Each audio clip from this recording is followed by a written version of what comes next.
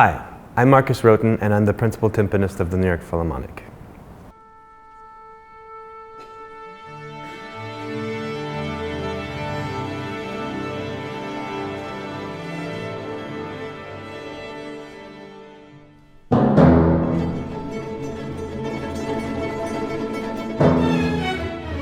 Everything fell into place. There was never a thought in my mind that I wanted to play a different instrument in the orchestra. At one point, I think it was 13, my father, who was a trumpet player, was asked to sub with the Opera House in Hanover, Germany, where I was born and raised.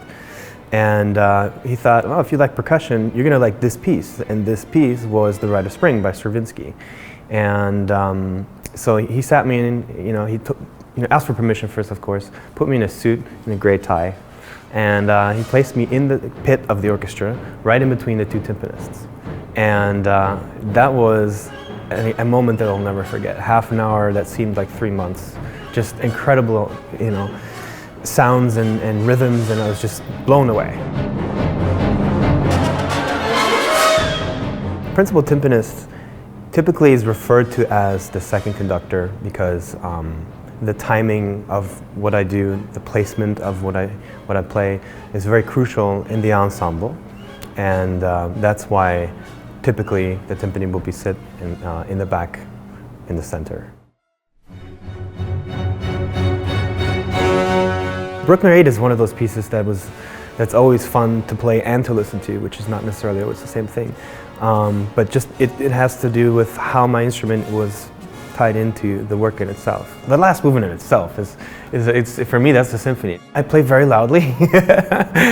No, but it starts with these grace notes, and then the brass sets in, and I get my solo moment, which is gratifying. It's fun.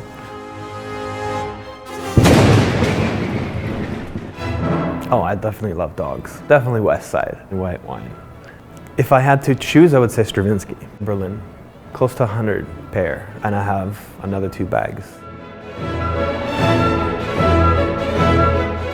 I love diving, which is one of my biggest hobbies. I read in the National Geographic that there was an inland blue water hole. Through the difference in acidity, there's a hydrogen sulfide layer at around 60-70 feet depth, which is where the rainwater meets the salt water.